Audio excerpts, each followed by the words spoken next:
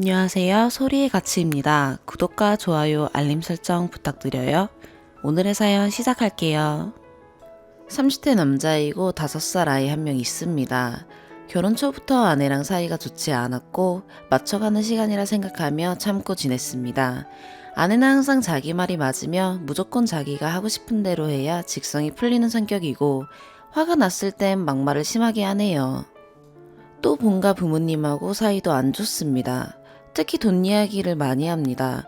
아내 말은 원래 부모는 자식들 도와주려고 돈 보태는데 자기 기준에 못 미친다는 겁니다.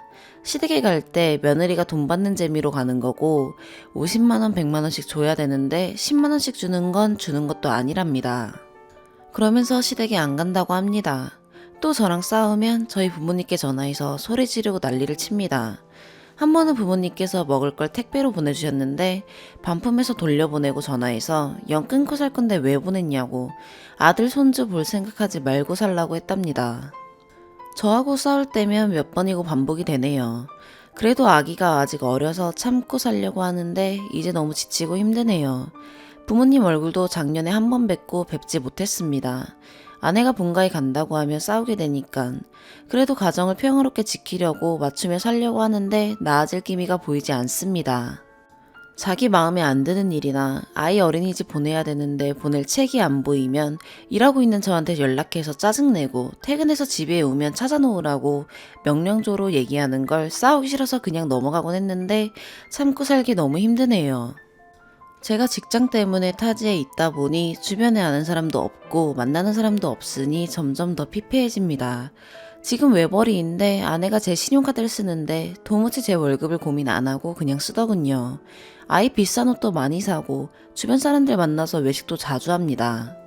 그래서 맨날 카드 연체하고 중고물품 팔아서 간신히 메꿀 때도 있고 못 메꿀 때면 부모님께 도움받은 적도 있고요. 어제도 막말 듣고 더 이상 참으면서 못 살겠다고 짐 싸서 집을 나왔습니다. 갈 데도 없고 돈도 없지만 더 이상 집에 있는 게 이제는 아내가 무섭더라고요. 옷 몇 개 가방에 싸들고 찜질방에서 자고 직장 왔다 갔다 합니다. 아이를 생각하면 너무 미안하고 마음이 찢어지는데 다시 막말 들으면서 부모 형제 얼굴도 못 보고 아내 맞추면서 살 생각하니 이혼이 맞는 것 같고 지금까지 나아지겠지 생각하고 2년이 지났는데 변하지 않는 모습을 보고 더 이상 희망도 없어 이 결혼 생활을 끝내려고 합니다. 마음 단단히 먹는데 아이가 아른거려 너무 힘드네요. 어떻게 해야 될까요? 아내랑 더 이상 대화도 안 됩니다. 아내한테 원하는 조건으로 내가 몸만 나갈 테니 전셋집, 자동차 다 갖고 양육권도 원하는 대로 해주겠다고 협의 이혼하자고 하니 아내는 협의 이혼은 할 생각은 없고 소송 가서 개싸움하자고 하네요. 물론 제 잘못도 있겠지만 조그만 일 가지고 무시하고 막말하고 부모님께 막대하고 부모 형제 못 보고 연락도 못하게 하는 게 아닌 것 같습니다. 참고 아내 맞추면서 달라지길 희망하며 살아야 할까요? 마음 단단히 먹고 이혼을 하는 게 나을까요? 추가. 너무 힘들고 답답한 마음에 글을 썼는데 남겨주신 댓글은 모두 읽어보았습니다. 두서없이 쓴 글에 시간 내주셔서 감사합니다.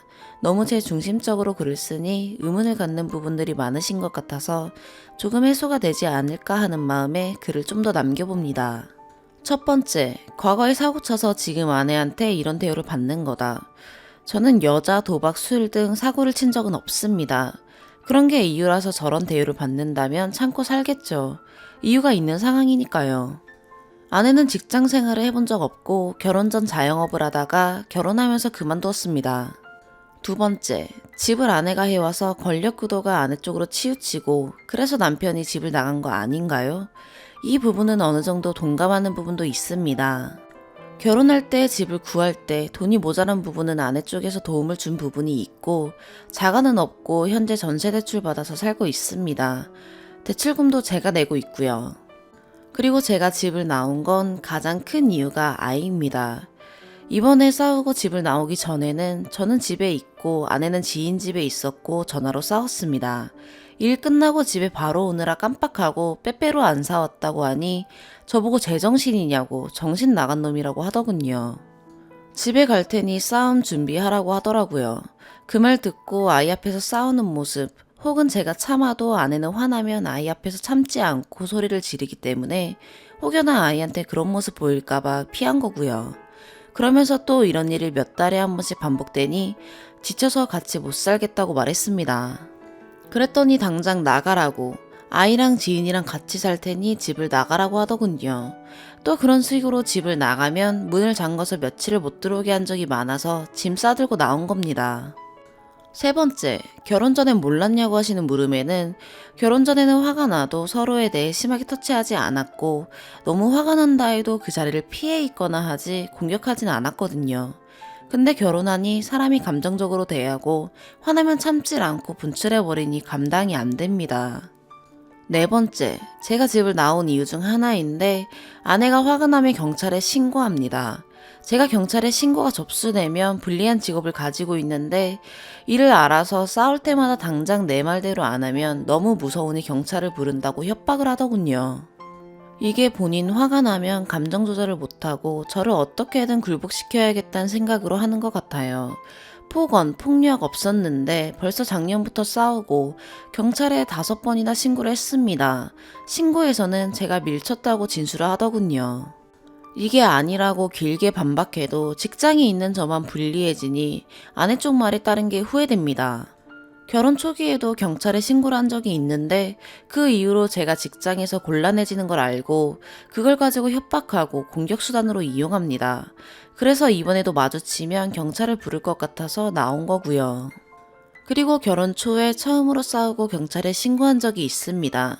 전 때린 적 없는데 때렸다고 진술하고 끝까지 가자는 식으로 하더군요. 그때 제가 아내한테 맞아서 멍들고 아내는 저를 때린 손이 멍들고 까진 부분이 있는데 그게 제가 때려서 그렇게 된 거라고 하더군요. 그때 저는 이 사람과 이혼을 하려고 했습니다. 거짓말로 남편을 신고하는 여자랑은 도저히 아닌 것 같아서. 집을 나와서 찜질방에서 잤는데 그 다음날 제 회사 상사분들께 연락을 돌려서 제가 싸우고 집에 안 들어왔다고 전화하고 카톡하고 난리를 쳤더군요. 도저히 안 될 것 같아서 결국 부모님께 이혼한다고 말씀드렸더니 왜 그러냐고 말리셔서 아내가 이런저런 행동이 심해서 도저히 안 될 것 같다고 말했습니다. 그래도 부모님은 이혼을 말리시더군요. 그때도 일반적으로 막말하기 시작하고 회사 회식도 못 가게 하고 친구도 못 만나게 했거든요. 이혼하기로 결심했는데 며칠 지나 아내가 임신했다고 하더군요. 정말 하늘이 무너져 내린 것 같더군요. 결국 아이를 생각해서 서로 잘해보자 하고 결혼 생활을 이어나갔습니다. 하지만 그 성격이 변하지 않고 임신을 앞세워 저를 너무 힘들게 했습니다. 회사 회식은 물론 가족, 친구도 거의 못 만나게 했으니까요. 그리고 출산을 하고 아기가 태어나고 또 저에게 힘든 시기가 왔습니다.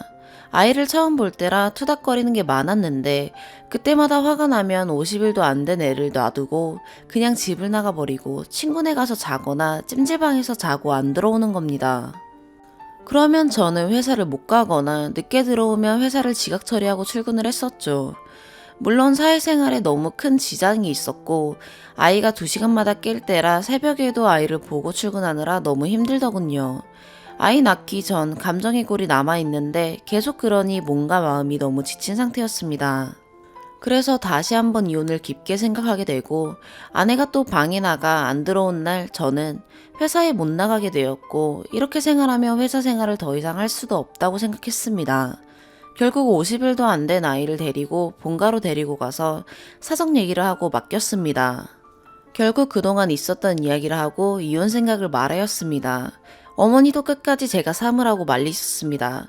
그러면서 어머니가 장모님과 통화를 했다고 하더군요. 우리 사이가 이러저러하니 부모 입장에서 애들 좀 잘 보살피자는 뜻으로 몇 번 통화하신 것 같아요. 그걸 아내가 알더니 제 앞에서 제 부모님 쌍욕을 하며 난리를 치더군요.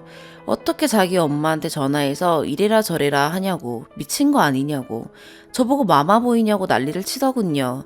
아마 이때부터 급속도로 사이가 나쁘고 감정의 길이 나빠진 것 같아요. 하지만 어린 픽덩이를 보자니 이혼이 쉽지 않더군요. 장인어른 장모님도 이혼을 굳고 말리시고 장인어른은 제가 힘든 걸 이야기하면 고칠 수 있게 잘 이야기해본다고 하더라고요. 그래서 솔직히 말씀드렸습니다. 회사에서 공식적인 회식 자리가 있으면 가게 해달라는 일반적인 내용입니다.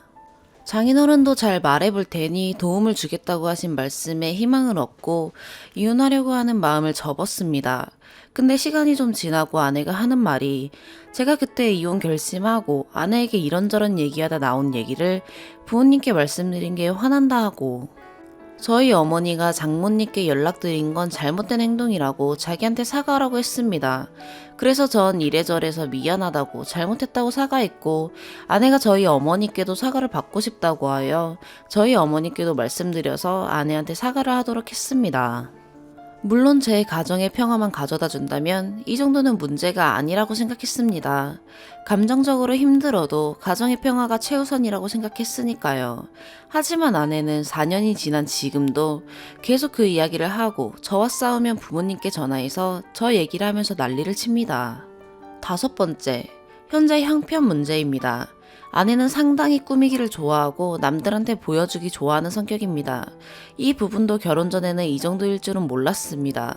옆에서 지켜본 결과 아내의 행복 기준은 남들이 자기를 어떻게 보고 얼마나 부러워하는가입니다. 남들에게 보여주기를 좋아하고 꾸미기를 좋아하니 그 현상이 아이한테도 갑니다. 아이 엄마들은 해외 아동복 브랜드의 고가 옷을 몇백만 원치 사서 입힙니다. 저에게 사전에 얘기도 안 하고 그 카드값은 온전히 저의 몫이고 몇 년 동안 그렇게 카드값을 메꾸기 위해서 대출을 받아 생활비를 충당했습니다. 결국 지금 6천만 원 정도의 빚이 생겼고 더 이상 신용대출을 받을 수도 없습니다. 그러던 중 이번에 카드값을 50만 원 정도 못 내고 있는 상황이었고 지지난주 주말에 처가댁에서 오셔서 아이 용돈과 맛있는 거 사 먹으라고 40만 원을 주고 가셨습니다. 처가 부모님이 가시고 난 후 조심스럽게 지난달 카드값을 아직 못 내고 있으니 카드값 먼저 내면 안 되냐고 하니 자기 부모님 돈이 카드값 내는 돈이냐며 안 된다는 겁니다. 그 말에 저는 큰 실망과 진짜 이렇게 살 수 있을까라는 생각이 들더군요.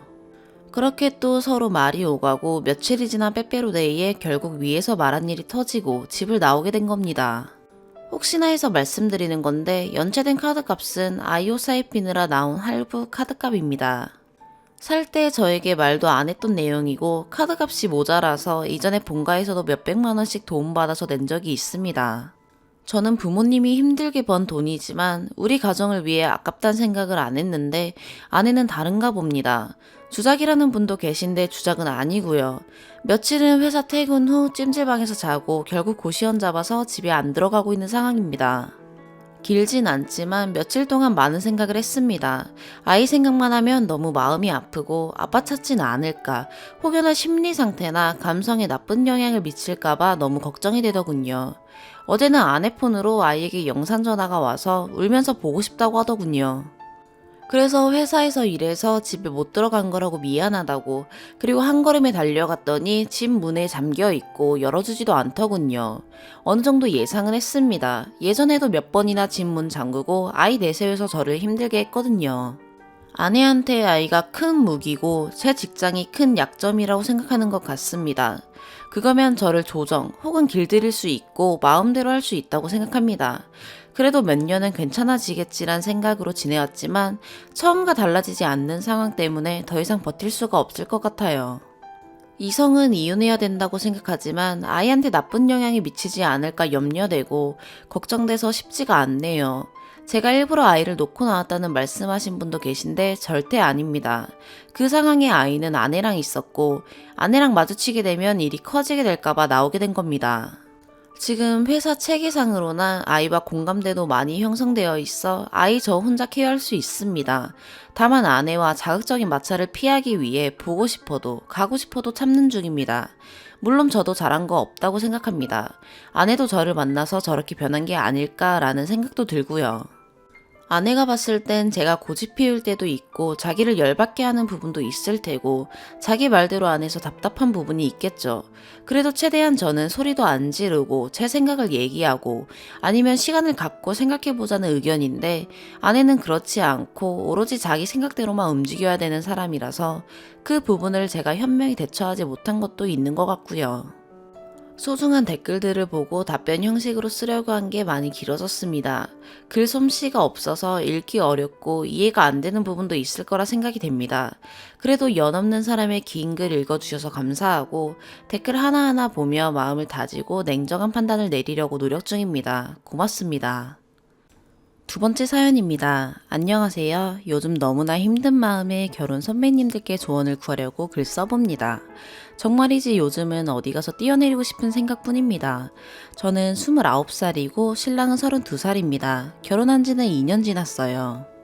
신랑은 국대 금메달리스트이고 올 여름까지 선수촌에 있다가 어느 정도 나이가 있고 해서 현역 은퇴한 뒤 아주버님과 동업을 시작하게 되었습니다.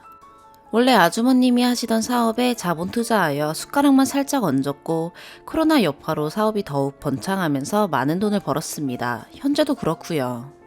아무튼 이게 문제는 아니고 정말 신랑을 믿고 사랑했는데 한 번의 배신으로 모든 신뢰가 떨어졌고 이렇게 하루아침에 일만큼의 정도 없이 이혼 결정을 혼자 내리고 있어요.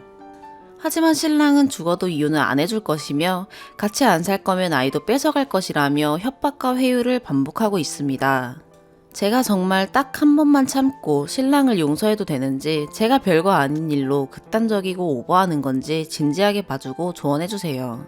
신랑이 선수촌에 있을 당시 저는 시어머니 집에서 살았습니다. 홀 시어머니이십니다. 신랑이 은퇴하면 집 구할 생각이었고 저도 혼자 있는 것보단 시어머니랑 있는 게 무섭지도 않고 더 좋을 것 같아서 합의하에 결정 내렸습니다. 시어머니랑 저랑 친하기도 했고 같이 살면서도 처음에는 서로 불편한 게 많았지만 나중에는 정말 친구처럼 모녀처럼 지냈습니다.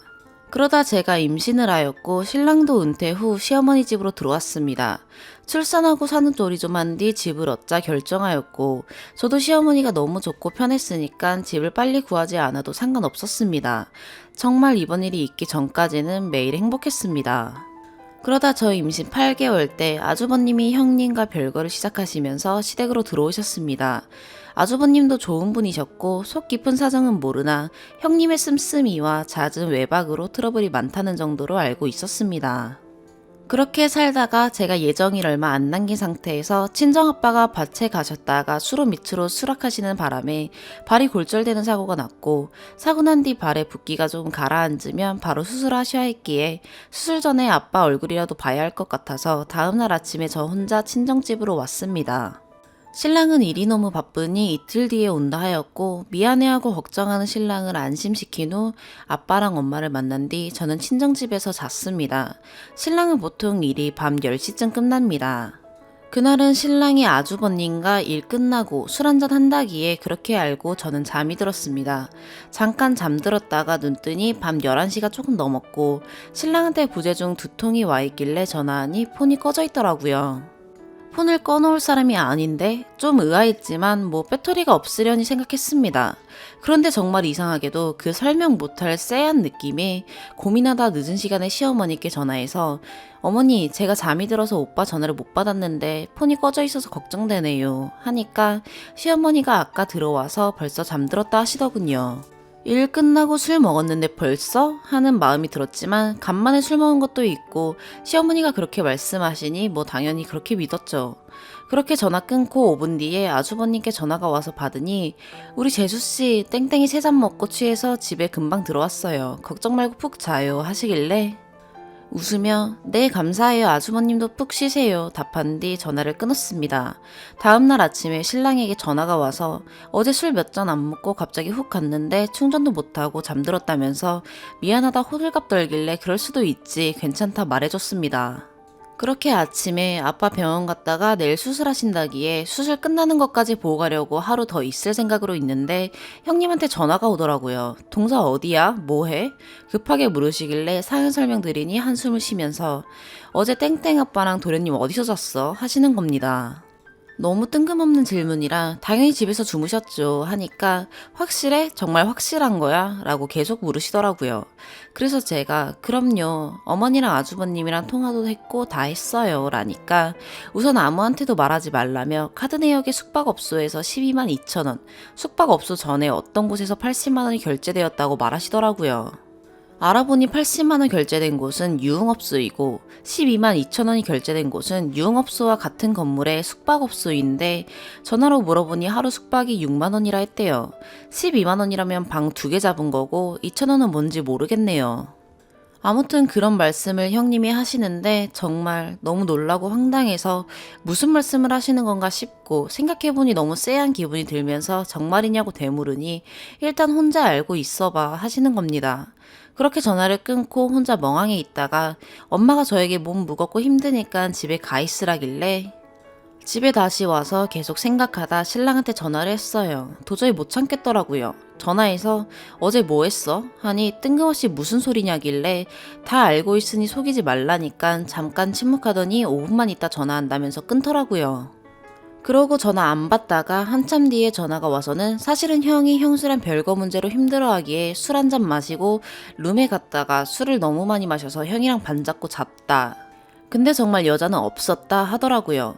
그럼 방은 왜 2개 잡았냐니까 형이랑 어렸을 때부터 같은 방에서 못 잔다면서 정말 믿어달라고 하는 거 아니겠어요?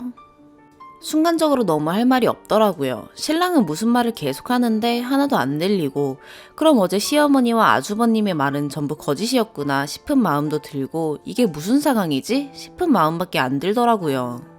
너무 복잡한 심정으로 그냥 전화를 끊으니 전화가 계속 오는데 계속 안 받다가 나중에 제가 전화해서 지금 너무 복잡하니까 우선 아빠 병원에 오지 마라. 내가 잘 얘기할 테니 절대 오지 마라. 병원이나 집으로 오는 순간 지금 이 상황 엄마 아빠한테 다 말할 테니 우선 혼자 생각 좀 하게 냅두라니까 알았다 하더라고요. 그렇게 형님이랑 다시 통화하다 사실 별거 이유도 아주버님 여자 문제였고 9년 동안 시어머니가 중간에서 아주버님이 무슨 짓을 해도 아주버님 편만 들고 이혼 종용했다 하시더라고요. 정말 믿을 수가 없었어요. 저한테는 좋은 시어머니였는데 왜?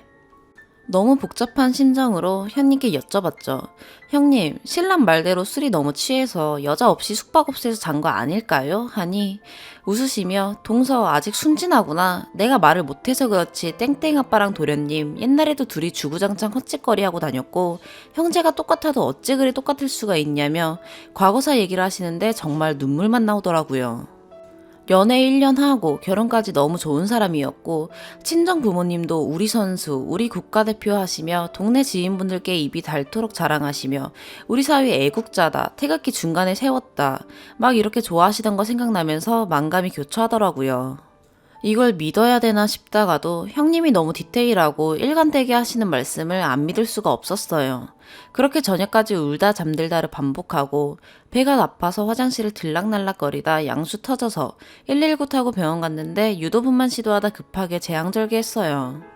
오빠와 올케 언니가 빨리 와주셨는데 오빠 얼굴 보자마자 펑펑 울고 언니가 아가씨 무서워서 그러냐고 달래주고 그러다 바로 이것저것 검사 다 하고 난 뒤 수술 끝나고 나오니까 친정엄마랑 시어머니, 신랑이랑 다 있었고 눈 뜨고 나서도 계속 울기만 했어요. 아픈 것도 아픈 거지만 당장 내 상황이 너무 답답하고 속이 터질 것 같고 이렇게 축복스러운 날 내 심정을 누구에게도 말할 수가 없으니 정말 죽겠더라고요. 시어머니와 아주버님 그리고 신랑이 모두 한통 속으로 날 속였고 바보로 만들었는데 지금은 내 눈 앞에서 가증스럽게 웃고 있구나 싶고 엄마는 우리 딸이 이제 엄마가 됐다고 기특해 하시고 많이 아프고 마치 덜 깨서 우는 줄 알고 옆에서 다독거려 주시는데 너무 서럽고 그날 그 감정을 정말 말로 설명할 수가 없네요. 그렇게 일주일 뒤에 태어나고 아들이랑 조리원에서 2주 있으면서 정말 많이 생각하고 고민했어요. 그러다 도저히 미칠 것 같아서 친정 엄마한테 모든 걸 말씀드렸네요. 아빠는 최소 4개월은 병원에 계셔야 하고 혹시라도 충격받으실까봐 비밀로 하고 있는데 엄마는 처음에 정말 난리가 났고 신랑한테 전화해서 어떻게 그럴 수 있냐고 난리치셨고 시어머니께 전화하시려는 거 겨우 말렸어요. 그렇게 엄마가 친정에서 같이 살자 하셨고 2번 다시 애기도 보여주지 말라며 저보다 더 화내면서 속상해 하셨어요. 어제 엄마가 하시는 말씀이 아기 때문이라도 한 번만 참자 이러는 거예요. 김서방이 그래도 우리한테나 너한테는 너무 잘했던 것도 있지만 사람이 한 번쯤은 실수할 수 있으니 딱 이번 한 번만 참고 다음에 또 이런 일 있으면 그때는 얄짤없다는 각서도 다 받았으니 없던 걸로 해보자. 시간이 지나면 다 잊혀지니까 참고 살아보자 하시는 거 아니겠어요? 너무 화가 나서 죽어도 그럴 일 없고 아직까지 마음 정리 안 된 건 사실이지만 아무리 생각해도 용서가 안 된다니까. 엄마가 그 심정 다 이해하지만 너무 극단적이지 않냐. 여러 번도 아닌데 처음이 참아보시라고 합니다. 처음만 쉽지 이번에 내가 찾으면 앞으로 또 이러지 않을 거라는 보장도 믿음도 없고, 그리고 시어머니와 아주버님도 앞으로 볼 생각 없는데 신랑은 그렇게 못 살 거다. 더 큰 문제는 내가 앞으로 저 남자랑 살아갈 자신이 없다. 정말 술이 많이 취해서 아무 일이 없었다 치더라도 믿을 수가 없고 의심하면서 피곤하게 살 자신이 없다고 했습니다. 그랬더니 애가 어쩜 이러냐고, 애를 낳았는데도 철이 없다 하시더라고요. 정말 엄마까지 이럴 거라 생각도 못 했는데 제가 정말 한 번쯤 넘어갈 수 있는 일도 지금 유난 떨고 있는 건가요? 친한 친구에게도 지금 상황 말 못하고 있어요. 시어머니도 제가 친정에서 몸조리 하는 줄만 알고 계시고 언제 오나 기다리시는 상황인데 집에서 혼자 생각만 하다 그냥 정말 용서해 줄까? 이런 맘도 들었는데 막상 엄마가 저렇게 말씀하시니 더 이혼하고 싶어요.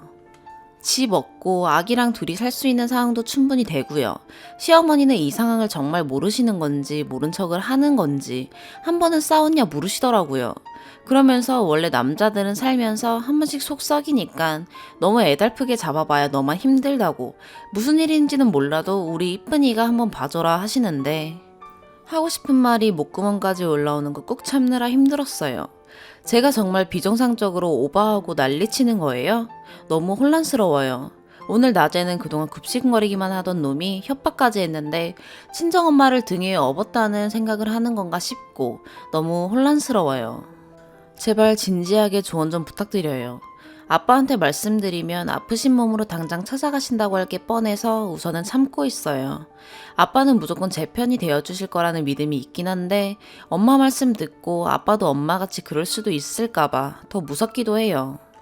저 어떡하죠? 아기 보면 너무 미안하고 눈물밖에 안 나고 저 하나 참으면 다 괜찮고 좋아질까요? 제발 도와주세요. 세 번째 사연입니다. 40대 중반 남자입니다. 저는 꽤 유복한 가정에서 자랐습니다. 집안이 원래 지역에서는 조금 알아주는 부잣집이었습니다.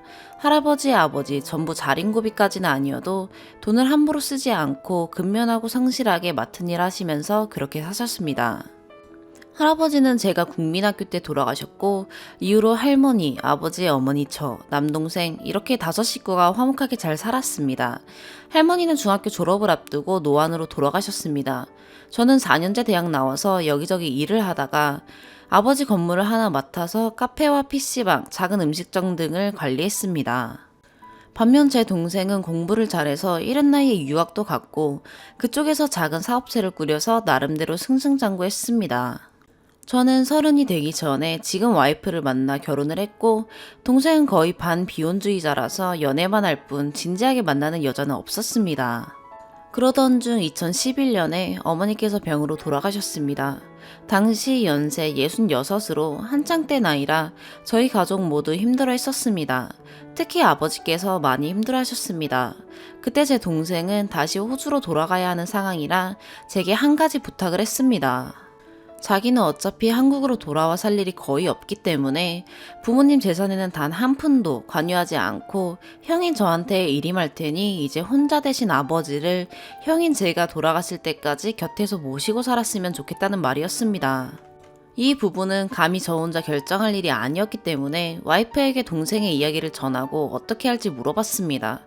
그때 와이프는 홀로 되신 아버님이 가여우니 우리가 모시자고 단번에 결정을 내렸습니다.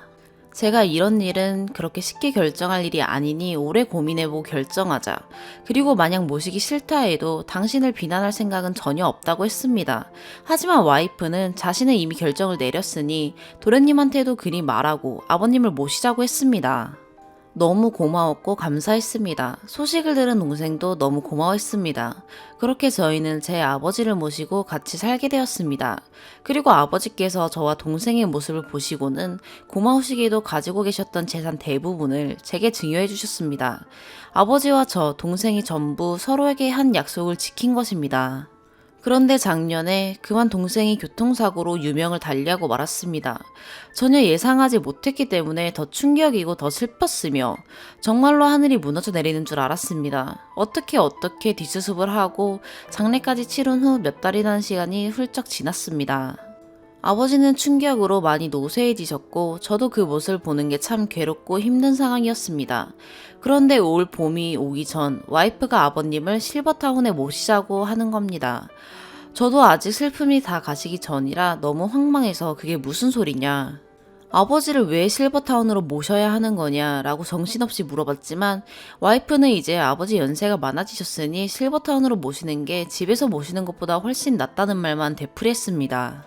제가 우리가 가진 돈으로 상주 도우미 수십 분은 쓸 수 있고 죽은 동생과 약속하기를 아버지가 돌아가실 때까지 곁에 모시기로 했는데 그걸 어떻게 어길 수 있겠냐고 했더니 계속 요즘 실버타운이 얼마나 좋은지에 대해서만 이야기합니다. 조금씩 머리가 차가워지고 곰곰이 따져보니 혹시라도 와이프는 제 동생이 죽었기 때문에 더 이상 아버지를 모시지 않아도 저희 집 재산의 권리를 주장할 사람이 없어졌다고 생각하는 건 아닌지 하는 그런 생각까지 들 정도가 됐습니다. 와이프에 대한 정이 뚝 떨어지고 오히려 증오심까지 생길 정도가 됐습니다. 저는 아버지가 물려주신 재산을 떠나서 죽은 제 동생과의 약속을 위해서라도 아버지를 실버타운에 모시고 싶지 않았습니다. 이혼까지 생각하고 있습니다. 이혼에 대한 이야기는 넌지시 꺼내봤습니다. 그랬더니 와이프와 자식들을 버리고 아버지를 선택하는 거냐며 소리를 지르더군요. 그럼 아버지를 실버타운에 모시게 되면 아버지가 물려주신 재산은 다시 전부 돌려드리겠다고 했습니다. 그랬더니 실버타운에 모시는 비용과 계속 찾아뵙고 신경 써야 하는 비용들도 만만치 않고 그동안 모신 것도 있으니 그건 또 안 된다고 합니다. 그때 확실하게 느꼈습니다. 이 사람은 정말로 재산 때문에 아버지를 모셨었구나. 그런 생각이 들었습니다. 그래도 한번 여러 사람에게 묻고 싶었습니다. 혹시라도 제가 너무 상황을 비약해서 상상하는 건 아닐까? 내가 오히려 고집에 사로잡혀 있는 건 아닐까? 이혼까지 생각하는 제가 잘못된 건 아닐까? 의견 듣고 싶습니다. 추가, 혹시 오해하실까봐 첨언합니다. 저희는 지상 3층, 지하 1.5층 단독주택에 거주 중입니다. 저희 아버지는 2층에 거주하고 계시고 일반 주택처럼 연결되어 있으면서 동시에 서로 다른 출입문도 가지고 있습니다. 더불어 아버지께서는 전담 입주 도우미와 운전기사분이 따로 있습니다. 제 와이프가 시아버지 속옷을 빨래하고 뒷바라지하고 청소하고 그런 거 없었습니다. 물론 한 집에 같이 산다는 것 자체가 쉬운 일은 아니라는 거 잘 알고 있습니다. 그래서 저도 모시고 사는 걸 신중하게 결정하자고 했던 거고 그와 상관없이 모시고 살자고 한 건 와이프였습니다. 저희 아버지 오랫동안 몸 관리 잘하셨습니다. 특히 어머니가 돌아가신 이후로는 더 잘하셨습니다. 지금도 잔병 치레 없이 건강하시며 현재도 지인들과 가벼운 운동과 여행을 즐기고 계십니다. 맛집 같은 것도 찾아서 다니시고요. 와이프가 병수발을 드는 게 아닙니다. 물론 동생이 죽은 이후로는 조금 힘에 겨워 하시긴 하지만 거동이 불편하시거나 그런 건 아닙니다. 게다가 위에서 말씀드린 것처럼 전담으로 보살펴 주시는 분들이 계십니다. 혹시 오해할까봐 또 실제로 오해하시는 분도 있으셔서 첨언했습니다. 두 번째 추가, 몇 가지 오해하시는 분들이 계신 것 같아 다시 첨언합니다. 원본글과 추가글에서도 밝혔지만 저는 애초에 와이프가 저희 아버지 모시고 싶지 않았다고 하면 그 의견을 충분히 존중하려고 했습니다. 말씀드린 것처럼 아버지가 어디 평찮으신 것도 아니고 오랫동안 함께 지내며 도움 주시던 분들도 계셨기 때문에 생활에 어려움이 있으신 것도 아니었습니다. 다만 이여기에 있는 동생이 아버지를 크게 걱정해 하셨기 때문에 모시고 살지 말지를 고민했던 겁니다. 쟁점은 약속이라는 겁니다. 제 동생과 아버지가 돌아가실 때까지 모시겠다는 약속, 와이프는 약속을 어기려는 겁니다. 일종의 계약을 지키지 않는 것이나 마찬가지죠. 계약을 지키지 않았으면 계약 파기에 대한 책임을 지는 게 당연한 겁니다. 하지만 아버지께서 물려주신 재산을 돌려드리는 건 또 반대하고 있습니다. 왜 이런 글을 썼느냐, 뻔한 거 아니냐는 댓글들에 대한 대답입니다. 애초에 이런 글을 쓰게 된 이유는 제가 너무 황망하고 슬픔에 빠져 상황 파악을 제대로 하지 못하고 너무 비약하여 충분히 그럴 수도 있는 상황을 곡해하고 오해하고 있는 건 아닌지 객관적인 의견을 듣고 싶어 글을 쓰게 된 것입니다. 제가 제정신이 아니라 와이프를 오해하고 있을 수도 있고, 무엇보다 사실 얼굴 맞대는 지인들에게는 창피해서 물어보지도 못하겠습니다. 그리고 여러 댓글에도 그러한 내용이 포함되어 있었는데, 사실 따지고 보면 저희가 아버지를 모시고 산 게 아니라 저희가 아버지께 얹혀 살았다는 게 더 맞겠네요. 손님이 주인을 내쫓으려는 상황이나 마찬가지인 겁니다. 아버지께서 동생을 떠나보내고 힘들어 하시다가 이제야 조금 마음을 추스리고 계신데 여기에 제 일로 심기를 어지럽히는 것 같아 죄송스러울 뿐이네요. 아무튼 여러분, 댓글들을 보고 확실히 깨달은 바가 있습니다. 조언해주셔서 감사합니다. 그리고 덧붙여서 자작이라면서 제 상황 자체를 폄하하시는 분들께는 오히려 다행이라는 말씀을 드리고 싶습니다. 아직 본인에게, 가족에게, 혹은 주변에 이러한 일을 겪지 않으셨다는 뜻일 테니까요. 부디 앞으로도 평안한 일들만 가득하시길 바라겠습니다. 오늘의 사연 여기까지입니다. 구독과 좋아요, 알림 설정 부탁드려요. 시청해주셔서 감사합니다.